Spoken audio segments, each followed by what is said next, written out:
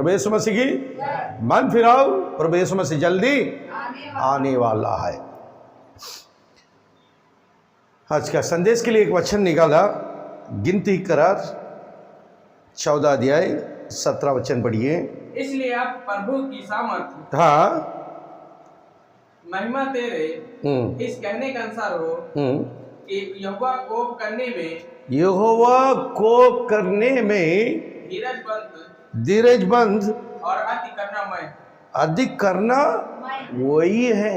हाँ, और अधर्म और अपराध की क्षमा करने वाला है, परंतु वो दोषी को किसी प्रकार से निर्दोष ना ठहरेगा।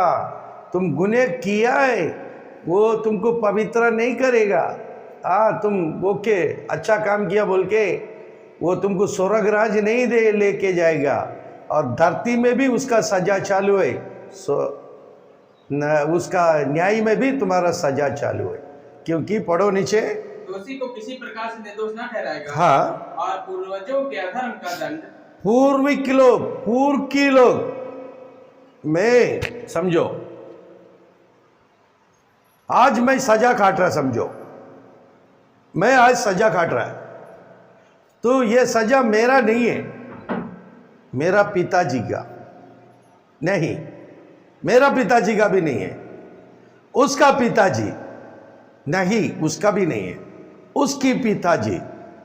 मैं चौथा पीढ़ी बन गया। आप लोगों को समझा रहा है, मेरा 3 पीढ़ी, मेरे से 3 पीढ़ी की आगे मेरी बाप का बाप, वो किसको गुनाह किया होगा, वो किसका हाथ पांव को तोड़ा होगा, वो किसी का आंख को फोड़ा होगा, वो किसी का जीभ को काटा होगा, वो जिसका जमीन लूटा होगा। जो भी मैं सजा काट रहा ना, ये सजा मेरा गलती नहीं है, ये मेरा पूर्व की लोग का गलती है, मेरा पिताजी का। कितना अच्छा समझा रहा है। फिर से वो सेंटेंस पढ़ो कि यहोवा का कोप करने में धीरज बंद और अति करुणामय है, और अधर्म और अपराध का क्षमा करने वाला है, परंतु वह दोषी को किसी प्रकार से, देखो वो दोषी की वो पाप को बता रहा है, पूर्व की लोग का पाप को किसी प्रकार से निर्दोष न ठहराए, और पूर्वजों के अधर्म की दंड उनका बेटों और पोतों और पोता को देता है। अभी मैं सजा काट रहा, मैं उसका पोता है, मेरा पिताजी को वो सजा नहीं मिला, मेरा पिताजी को नहीं मिला, वो 2 पीढ़ी बच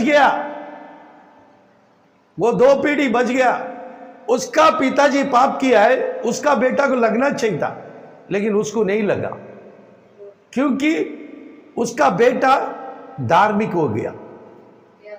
आमीन।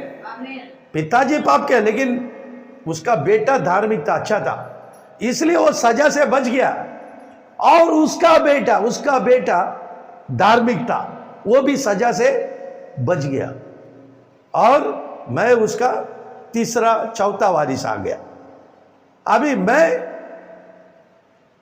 धार्मिक नहीं है, तो क्या करता, उसका पाप मुझको फंसा दिया है।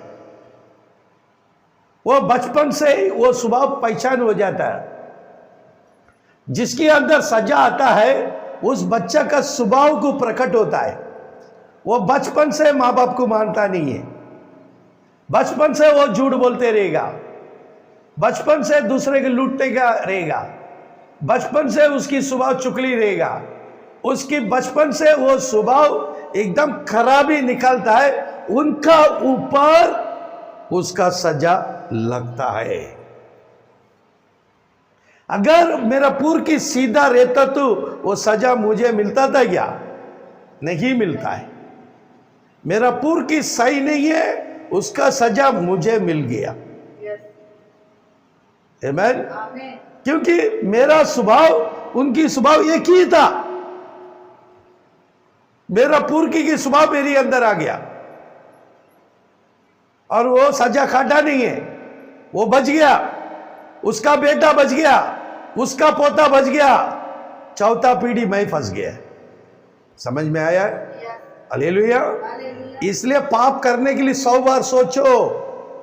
तुम बच जाएगा, तुम्हारा बेटा बच जाएगा, तुम्हारा पोता बच जाएगा, उसका आगे जरूर सजा काटना ही पड़ेगा। वचन क्लियर बता दिया। यह सजा कैसा रहता मालूम है? विलाप गीत 5वां अध्याय 7वां वचन पढ़ो जल्दी। हमारे पुरखाओं ने हाँ। पाप किया और मर मिटे हैं, हाँ। परंतु उनके अधर्म के कामों का भार हाँ। हमको उठाना पड़ा है। आमीन। फिर से पढ़ो। हमारे पुरखाओं ने पाप किया। देखा, हमारा पुरखों ने पाप किया, मेरा बाप नहीं किया। धार्मिकता, उसका बाप धार्मिकता, उसका बाप पाप किया है, वो पूर्व की पाप किया है। हाँ। और मर मिटे हैं। वो मर गया है, वो मर गया, उसका बेटा मर गया, उसका पोता मर गया, मैं बच गया, उसका सजा मेरा ऊपर आ गया। हाँ। परंतु उनके अधर्म के कामों का भार, उनके अधर्मी की कामों के कारण कामों का भार हाँ, हमको उठाना पड़ा। हमको चौथा पीढ़ी होएगा तो भी यीशु मसीह छोड़ेगा नहीं, वही परमेश्वर का सजा। आमीन। आमीन। अरे सरकार आज पूछ के आज तुमको सजा देगा, परमेश्वर ऐसा नहीं है, वो छोड़ देगा। 3 पीढ़ी छोड़ के चौथा पीढ़ी में जरूर सजा देगा। वो सजा लोगों को मालूम पड़ता है। लोग बोलता है ना, अरे इनका घर में इस तरह दरिद्र हो गया, ऐसा होने की कारण क्या मालूम है? इनकी पूर्व की पाप, वो पूर्व की पाप ही वो घर को वो बर्बाद हो गया है। इसलिए किसी के ऊपर भी कड़वापन मत रखो, जलन मत रखो, गुस्सा मत रखो, वो पाप बन के तुम्हारा पीढ़ी को श्रापित लेके आएगा। हो सकता तो भला करो, बुरा काम मत करो। आमीन। बुरा मत करो, वो जरूर चौथा पीढ़ी रहेगा तो भी छोड़ेगा नहीं। इसका बारे में भजन संगीत हम लोग को समझा रहा है। भजन संगीत 109 में 14 पढ़ो। उसके पितरों का अधर्म, उसकी पितरों का अधर्म, उसके पितरों का हाँ, उसका पिताजी लोग का अधर्म यहोवा को स्मरण रहे। यहोवा भूलता ही नहीं है, यहोवा भूलता ही नहीं है। मेरा 4 पीढ़ी की पहले मेरा दादा ने जो पाप किया है वो भुला गया, मुझे सजा मिला। और उसकी माता का पाप ना मिटे। देखा, उसका माँ भी बाप बोल के नहीं है, माँ पाप करेगा तो भी उसका सजा उसका बेटी को जरूर लगता है।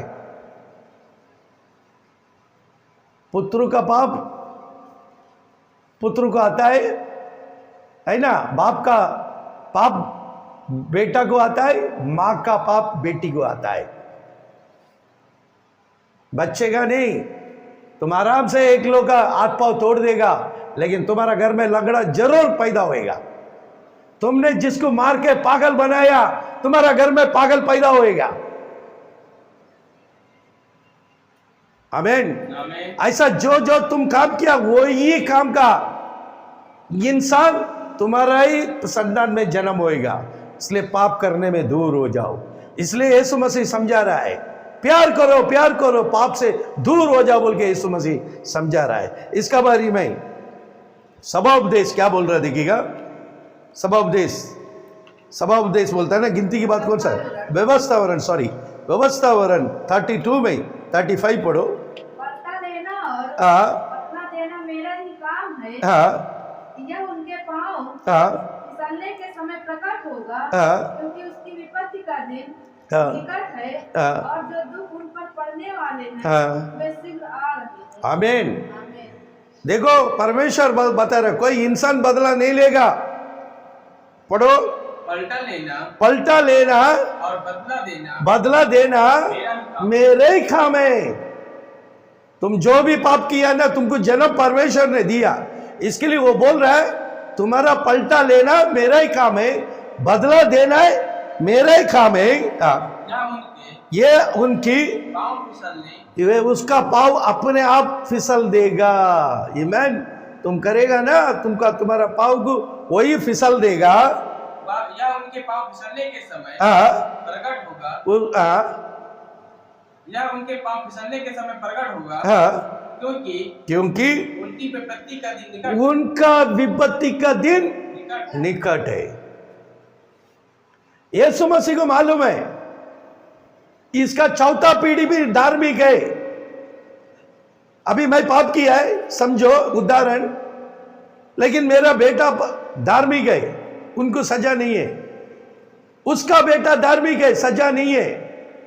उसका बेटा भी धार्मिक है, सजा नहीं है। वो सजा खुद उठाना पड़ेगा। वो मरने का पहला उसको सजा मिलता है। बदला लेना, बदला देना मेरे ही काम है। तुम पाप किया है, तुम ही मान लो। इसलिए खटिया में रहता है। बहुत से अस्पताल में देखो, खुद मिलेगा उसको। उसका बारे में समझा रहा, पीढ़ी की भी मिलता, वो अलग है। अब पीढ़ी धार्मिक निकला तो काय के लिए धार्मिक को क्यों सजा मिलो? जो पाप किया उसको मिलेगा, इसलिए उसका विपत्ति निकट है। तुम बुराई करो, तुम वो सजा ले लो, लेकिन तुम्हारा बेटा नहीं लेगा। उसका बेटा नहीं लेगा। क्यों? वो धार्मिक है, उसका बेटा भी धार्मिक है। वो उसका पोता धार्मिक है, इसलिए उसका पोता भी धार्मिक है। तो इसका जो सजा कौन लेगा? वो लोग लेगा? नहीं लेगा। तुम सजा, तुमने गुनाह किया ना, तुम ही सजा लो। आमीन। इसका ये सजा, ये दोनों व्यक्ति का सजा, एक तो पूर्व किलो का पाप का सजा एक है, एक खुद का सजा। इनके परिवार की हरकत, उस परिवार कैसा रहेगा वो पढ़ेगा। भजन संगीत 109 में 9 पढ़ो। उसके बच्चे अनाथ हो जाएं और उसकी स्त्री विधवा हो जाए। आमीन, हालेलुया। क्या दिया है? उसके बच्चे जो परमेश्वर मारता है ना, मर जाता ना, आदमी मर जाता है ना, आदमी मरने के बाद उसकी औरत क्या होता है? विधवा हो जाता है। परमेश्वर का सजा है ना। वो आदमी को मार डालता है, वो एक्सीडेंट में मरेगा, नहीं तो हार्ट अटैक में मरेगा, नहीं तो बीमार में मरेगा, कुछ भी मर गया। क्यों मर गया? उसका पूर्व किलो का पाप की सजा, नहीं तो खुद का पाप का सजा। एक तो खुद का पाप का सजा मिला होगा, नहीं तो पूर्व किलो का सजा मिला होगा। उस सजा उसको मिल गया, उसका औरत क्या हो जाएगा? विधवा हो जाएगा, और उसका बच्चा अनाथ हो जाएगा। उसमें 11 वचन पढ़ो। महाजन फंदा लगाकर उसका सर्वस्व ले ले और परदेसी उसकी कमाई को लूट ले। आमीन। देखो, औरत विधवा हो गया, बच्चा अनाथ हो गया, उसकी घर का संपत्ति को क्या कर रहा है?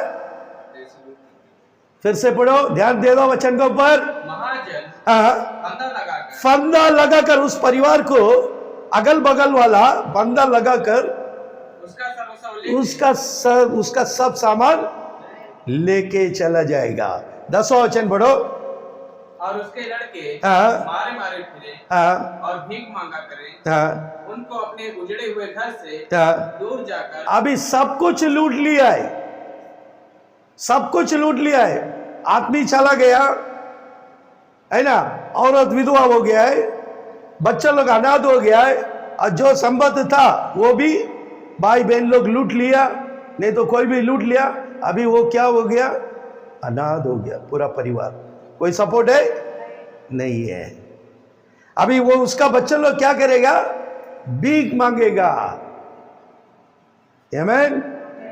देखो, परमेश्वर का क्रोध आएगा तो एक परिवार नाश कैसा होता है, नाश का बारे में बता रहा है। वो बच्चा लोग अनाथ हो जाएगा, वो लोग पढ़ाई कौन कराएगा? क्या करेगा आगे? इसलिए इंसान से क्रोध ले लो, ठीक है, परमेश्वर से क्रोध मत ले लो। इसमें 13 वचन क्या बोलता, पढ़ो। उसके वंश का नाश हो जाए, उसकी वंश नाश हो जाएगा। क्यों नाश हो रहा है? तुमने दूसरे परिवार को नाश किया है, इसलिए तुम्हारा वंश दुखी उठा के नाश हो जाएगा। दूसरी पीढ़ी में उसका नाम मिट जाए। दूसरे पीढ़ी में उसका ऑलरेडी नाश हो गया, उसका दूसरे पीढ़ी उसका पूरा का पूरा खत्म। इसलिए उन लोगों को बच्चा नहीं, कुछ नहीं, शादी हो गई तो खत्म हो गया। औलाद नहीं तो फिर वो क्या हो गया? नाश हो गया। वो पूर्व के लोग की पाप है। आमीन। इसलिए पाप से बचने के लिए एक ही रास्ता है, यीशु मसीह के पास जाओ, भाई भक्ति का साथ में रह जाओ। आमीन। इसमें 17 वचन पढ़ो। वह साप देने से प्रीति रखता था और साप उस पर आ पड़ा। वह आशीर्वाद देने से प्रसन्न न होता था, इसलिए आशीर्वाद उससे दूर रखा। आमीन। ऐसे लोग किसको पसंद करता था? पढ़ो। वह साप देने से प्रीति रखता था। ये स्वभाव है इन लोगों का, किसको भी लूटने के, काटने का, उसको बर्बाद करने का, उसका चुगली लगाने का, हम ही अच्छा रहने का, हमारा परिवार अच्छा रहने का, दूसरा परिवार नाश होने के लिए सोच रहा है ना, उस परिवार आखिर में नाश हो जाता है। क्योंकि वो वही सोचता ना, श्रापित को सोचा, श्रापित लिया। हाँ, वह आशीर्वाद देने से प्रसन्न न होता था। आशीर्वाद देने से, दूसरे का आशीर्वाद देने से वो लोग प्रसन्न नहीं है, वो दूसरे को बर्बाद करने के लिए सोचता है। सुबह उठा, अरे उसका घर अच्छा है, अरे इसका घर अच्छा है, हमारा क्यों नहीं है, ऐसा सोचता है ना सुबह उठ के, वो शाम तक वही बुराई सोच रहेगा, वो नाश हो जाता। बाइबल बता रहा है उन लोगों को आशीष बहुत दूर है, क्योंकि वो पूर्व की लोग का पाप उस परिवार में आ गया। हाँ, इसलिए आशीर्वाद उससे दूर रह गया। आमीन। ऐसे लोगों को क्या मिलेगा? परमेश्वर का आशीष मिलेगा। इसलिए ये संदेश सुनने वाला मेरा भाइयों बहनों, ध्यान लगाओ, सोचो, परमेश्वर से डरो, प्रभु यीशु मसीह से डरो, बुराई काम से दूर हो जाओ, भले काम में आगे हो जाओ, क्रोध मत करो, विरोध मत करो, घमंडी मत करो, सभी को इंसान प्यार करो, इंसान को इंसान प्यार करो। मैं बड़े जात है, छोटे जात ऐसे रहना, ये ऐसी बात मत रखो। वो ईसाई धर्म वाला धर्म परिवर्तन के लिए आया है, सोचो मत। ईसाई धर्म वाला भलाई करने के लिए आता है। ईसाई धर्म वाला कभी बुराई नहीं करता है, किसी का लूट नहीं मारता है। ईसाई लोग समझाता है, प्यार देता है। ऐसा लफड़े में मत जाओ, कोई भगवान तुमको बचाएगा नहीं। अपने धर्म की जिम्मेदारी वो भगवान देख लेगा, वो भगवान का जिम्मेदारी है, इंसान का नहीं है। इंसान की जिम्मेदारी क्या मालूम है? प्यार करो, प्रेम करो, सभी से भाईचारा बन के रह जाओ। मर गया तो क्या लेके जाएगा? कुछ लेके जाएगा नहीं, लेकिन मर गया तो भी प्यार लेके जाओ, प्यार लेके जाओ। प्रभु यीशु मसीह हम सबको आशीष करेगा। आमीन। जय मसीह की, हालेलुया। प्रभु यीशु मसीह की। मन फिराओ, प्रभु यीशु मसीह जल्दी आने वाला है। आमीन। Praise the Lord.